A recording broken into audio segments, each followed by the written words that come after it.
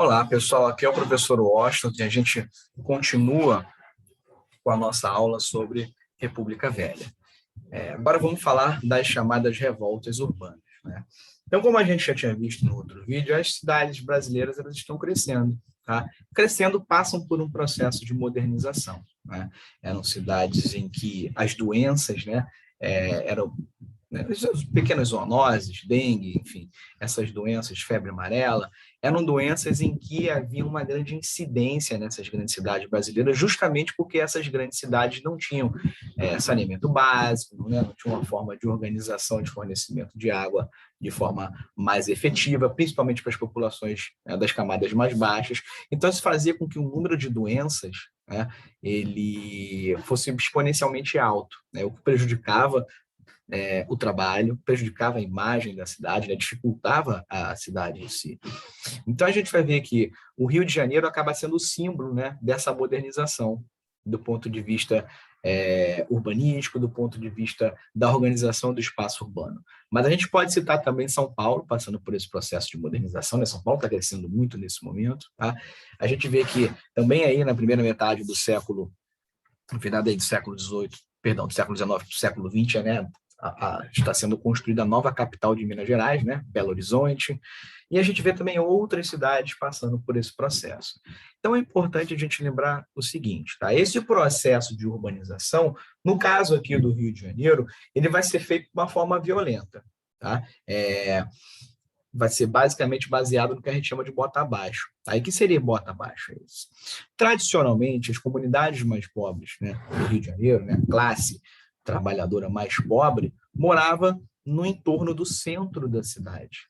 Né? Então, tinha ali o Porto do Rio de Janeiro, como o sistema de transporte não era dos melhores, era necessário morar perto do porto, né, para poder ter acesso ao trabalho. O centro era um local mais economicamente ativo. Né? Os grandes periferias e subúrbios eram muito distantes, muito difícil acesso. Tá?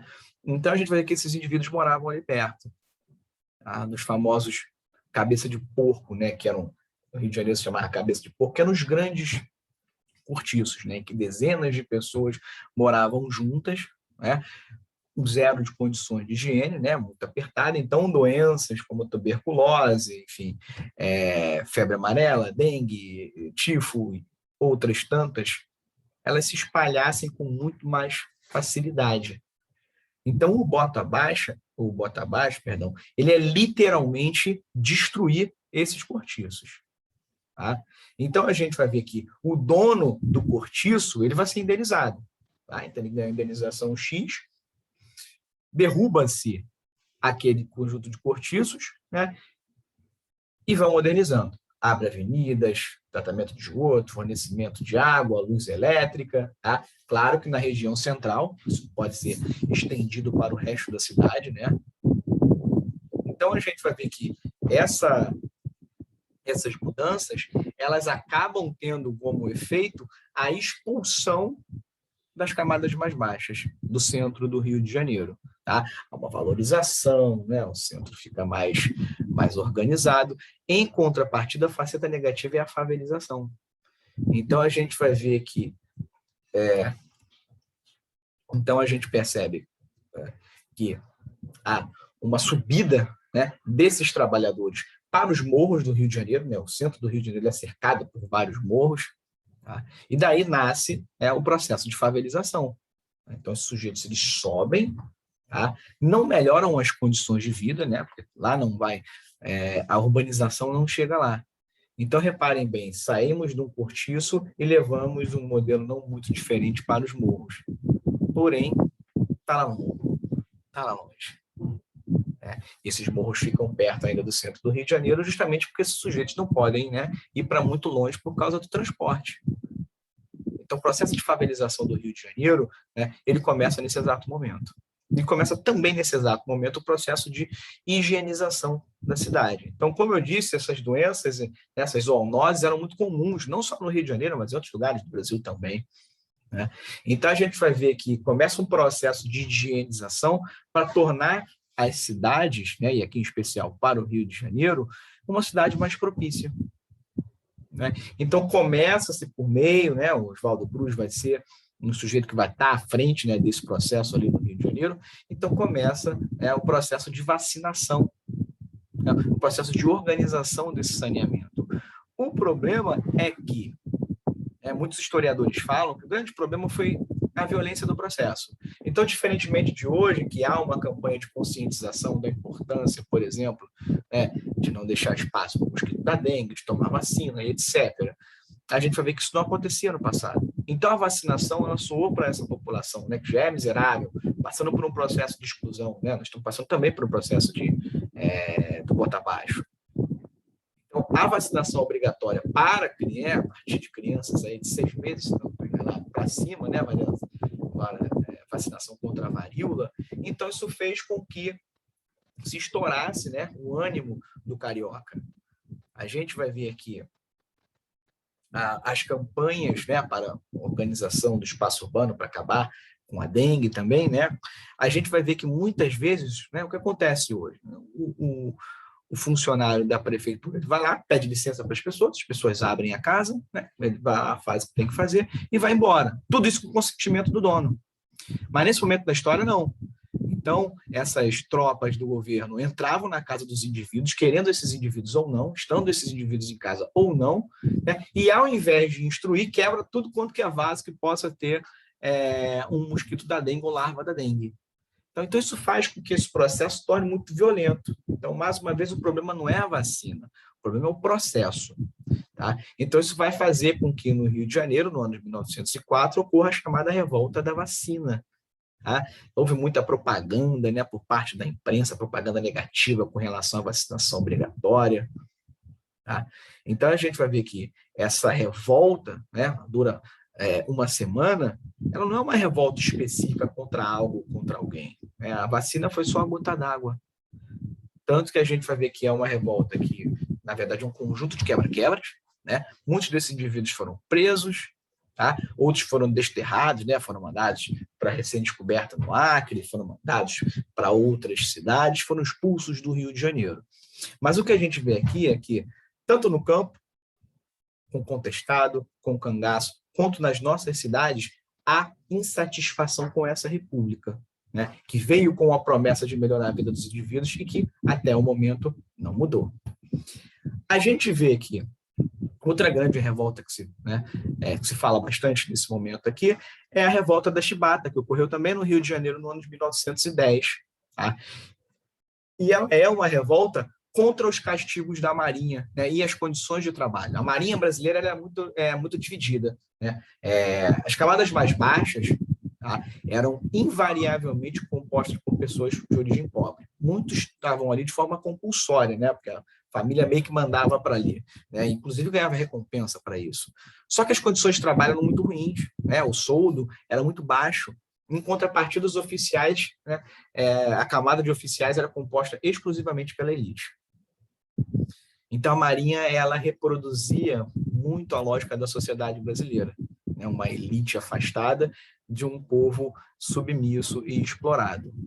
Tá? Subsistia ainda na Marinha, né, o castigo da chibata, né, da chicotada.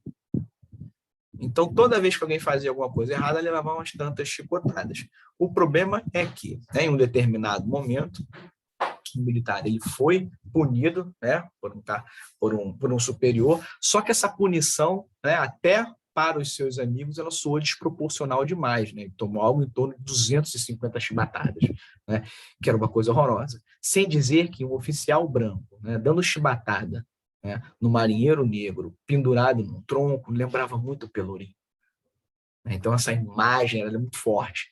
Então, esses indivíduos liderados pelo João Cândido, né, o chamado Almirante Negro, o Gregório Nascimento e o André Avelino, eles tomam, né, os encouraçados Minas Gerais, São Paulo e Rio de Janeiro, né, e ameaçam bombardear a cidade caso não tenham as suas reivindicações atendidas. E que reivindicações são essas? Fim dos castigos corporais, melhoria nas condições de trabalho. Tá? Então, o presidente Hermes da Fonseca, sobrinho do Deodoro da Fonseca, ele decide anistiar esses indivíduos. Tá? Então, organiza-se lá uma negociação, princípio, todo mundo vai ser anistiado, ou seja, ninguém vai ser punido militarmente por causa disso. Só que a gente vai ver que, uma vez desfeita essa revolta, né, os navios, uma vez que voltaram para o comando, né, da Marinha, a gente vai ver que essas lideranças e muitos participantes, eles vão sofrer punição. Tá? A chibatada, ela acabou, mas voltou, e muitos desses sujeitos ou vão ser expulsos da Marinha, ou vão ser fuzilados com pena de morte, outros tantos vão ser deportados para o Acre, muitos vão ficar presos. E o que a gente vê aqui, mais uma vez, é uma revolta que é de cunho social. Né? Estamos falando aqui de uma característica de uma revolta da camada mais baixa contra as camadas superiores.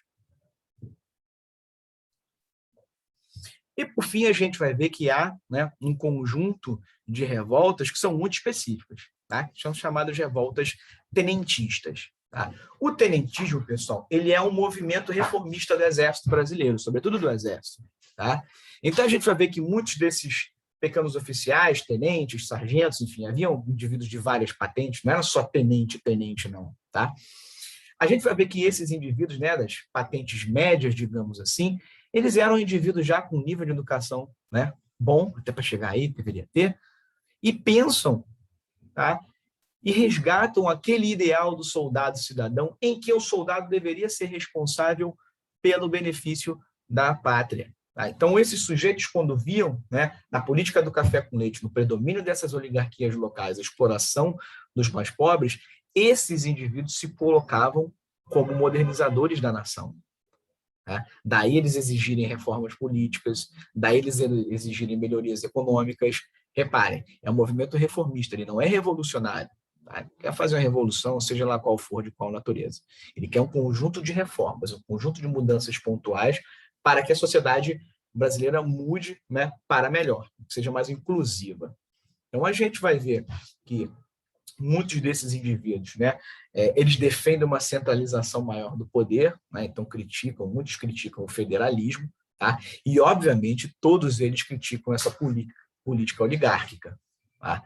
Então, a gente vai ver que é um movimento de elite, tá? Não um movimento feito pelas camadas mais baixas da população, né? Um ou outro praça, né, mais baixa aqui do Exército participava, mas é um movimento, sobretudo, de elite. A gente vai ver que esse movimento, esse espírito tenentista, né, ele passeia, digamos assim, pelas Forças Armadas do Brasil, mais especificamente entre o Exército, tá? Muito mais forte, ali pela década de 20. A gente vê algumas revoltas pipocando. Tá? A primeira e a mais famosa é a revolta do Forte de Copacabana. Então, muita gente fala, os 18 do Forte, né? Não eram 18, né? Eram um pouco mais. Uns tantos fugiram ali no meio do caminho, mas, basicamente, o que está sendo dito aqui? Tá? O Hermes da Fonseca, né, o Marechal, ele era uma figura muito importante para o Exército Brasileiro. Né? O então presidente Arthur Bernardes, né, teria feito uma série de críticas e teria ameaçado fechar o clube militar. Então, esses sujeitos fazem um levante, né? Destaque para o levante do Forte de Copacabana. Tá? Esse levante não vai para nada. Então, muitos desses sujeitos são mortos, né? Outros tantos são presos, mas só que fica ali como um estopim, né? Ou seja, primeiro movimento, ainda que tenha fracassado, é o primeiro movimento. Tá? 2 anos depois, né, no aniversário da revolta do Forte de Copacabana, os tenentes paulistas pegam em armas e se voltam contra o governo. Tá? O governo federal, tanto quanto estadual, consegue conter essa revolta, tá? E esses caras, eles saem de São Paulo e vão para o sul. E se encontram, né, com uma outra coluna, tá? A coluna Prestes. Então, liderados pelo Miguel Costa, né, e pelo Carlos Prestes, a gente vai ver que paulistas e gaúchos se encontram na região de hoje é o Paraná, tá? Formam uma grande coluna, né, que na verdade é um conjunto de militares, e esses sujeitos eles vão percorrer o interior do Brasil. Então, eles vão marchar milhares de quilômetros norte, sul, leste, oeste, com o objetivo de alertar a população, sobretudo a população, né, mais carente do interior, tá, dos mandos e desmandos, né, como se fosse um chamado, digamos assim, à nação, um chamado à ação. Vão tentar derrubar o governo de Arthur Bernardes, porém não conseguem. Tá? Mesmo sem perder uma só batalha, a coluna Prestes ela se desfez. Ela se desfez porque não conseguiu, né, impor o seu programa, não conseguiu, de certa forma, derrubar o governo. Então, a gente vê que, no final, esses sujeitos, né, acabam se espalhando, sobretudo para Bolívia. Eles saem do Brasil, né, mas fica ali entre esses indivíduos o espírito da derrubada. Tá? O espírito da derrubada desse governo que eles consideram um governo que não ajuda a população brasileira como um todo. Então, a gente tem que prestar atenção nisso, porque esses mesmos tenentes vão apoiar o Vargas em 1930. Tá? O último governo da República do Café com Leite coube a Washington Luiz. Tá? Ele já pega um governo em que a crise econômica, né, ela é alta, né? A bomba chamada crise de 1929 estoura na mão dele. Tá? De um lado, ele tem a crítica por parte de setores da classe média, tá? Setores mais ilustrados, de um lado, parte da burguesia financeira, parte da oligarquia cafeeira. Tá? Então, ele tem críticas. Tem também que se ver as voltas com o Partido Comunista, né, e com o Bloco Operário Camponês, né, que é um movimento que reivindica a reforma agrária. A oposição está forte. Tá? E ele reage como? Com autoritarismo. Impõe uma lei da imprensa que censura as informações. Essa chamada lei celerada, ela persegue os ativistas operários e, de qualquer forma, manda esses caras para fora. Tá? Ele tem uma frase que é interessante, que é o seguinte: a questão social é um caso de polícia. O que é questão social? É a vida do proletário urbano. Se ele é ruim, se ele está marginalizado, se ele é miserável, quem tem que resolver é a polícia. Ou seja, solta a polícia em cima desses sujeitos para reprimir de forma violenta. Né? Então, ao invés de utilizar a polícia de uma forma adequada, né, manutenção da ordem, utiliza a polícia para a manutenção da ordem dos poderosos, né, e não como forma de proteção ao conjunto da sociedade. O mesmo Washington Luiz joga o PCdoB na ilegalidade, tá? Mas a questão é, o governo dele está desmoronando. A crise de 1929, o crack da Bolsa de Nova York, né, de 1929, ele cai como uma bomba no Brasil, porque o Brasil tinha nos Estados Unidos o maior mercado consumidor, tá, para o nosso café. A gente vai ver que essa crise faz com que os Estados Unidos mergulhem, né, em uma crise também muito grande, cada vez pior. Isso vai afetar o Brasil de forma profunda, porque a gente exporta café. Café é um produto que, em termos de necessidade, é baixo. É um chamado produto de sobremesa. Por que um produto de sobremesa? Ele não é um item necessário, não é como a carne, o arroz, o feijão. Então, em um momento de crise, né, os americanos desempregados ou, né, ganhando menos, eles compram menos café, eles consomem menos café. Então, isso impacta de forma violentíssima a economia brasileira. A gente falou que, em muitos momentos, o café ele chegou a representar quase 60% da nossa economia. Agora, imagine, vamos colocar aí os 50% da economia, que 50% da economia brasileira quase que chegue à beira do colapso. Esses mesmos grandes cafeicultores correm para os governos de São Paulo, Rio de Janeiro, Minas, né, relembrando a eles o convênio de Taubaté, né, em que esses governadores iriam comprar o excedente do café.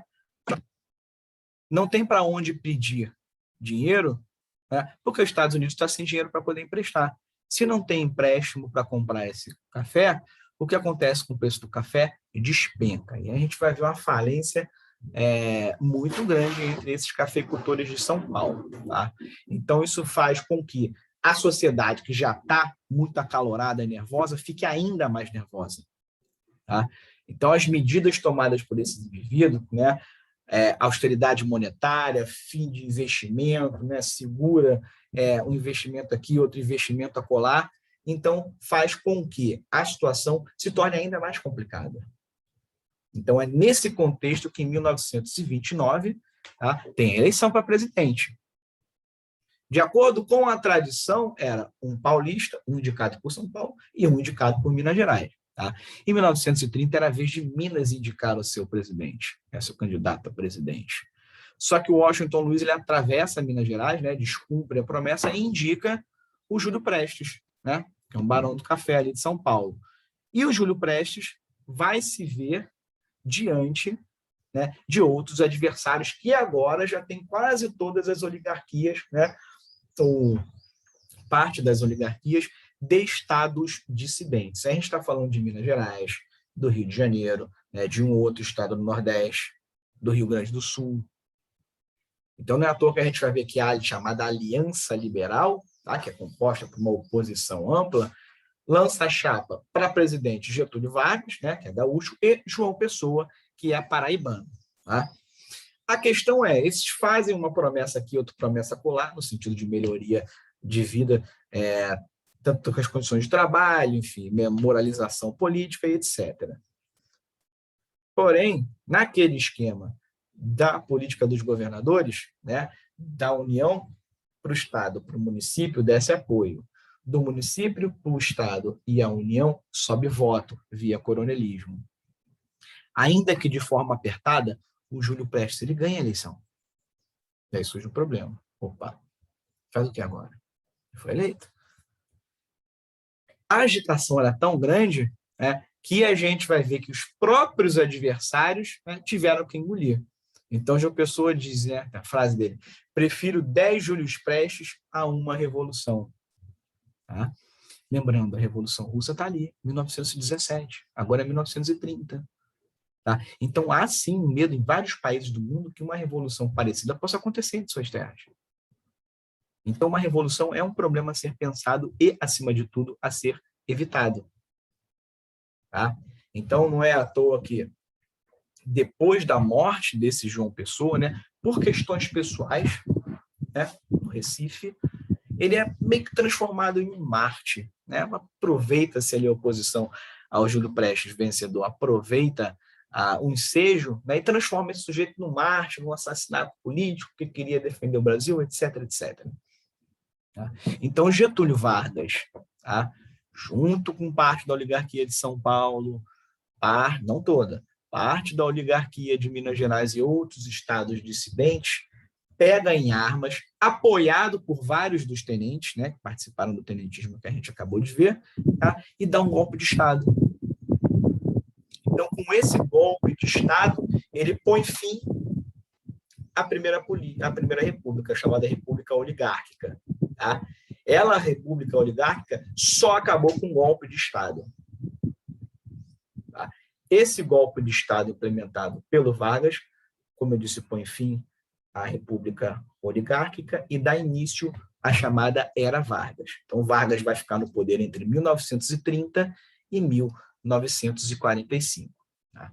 E a gente vê que é a partir desse momento que, sim, o Brasil passa por uma série de mudanças que vai transformar o Brasil de um país essencialmente agrário exportador em um país em vias de industrialização. Bom, mas isso a gente vê nos próximos vídeos. Então, um grande abraço, até a próxima.